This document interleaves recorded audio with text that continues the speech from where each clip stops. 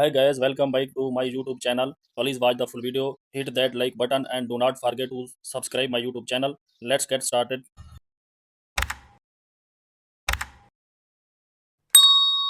Open the pixel app, select the import button, go to the gallery, select a photo, adjust the photo, remove the background, select the orange color, enable button down, adjust the photo, and then select the text option, edit by writing, select the size option, adjust the size, select the stroke button, enable button down, adjust the color, and then copy the letter, select the copy option, change the color, select the color option, adjust the color,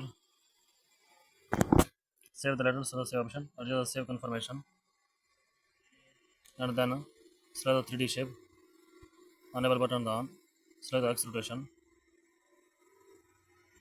change the background, select the color option, adjust the color.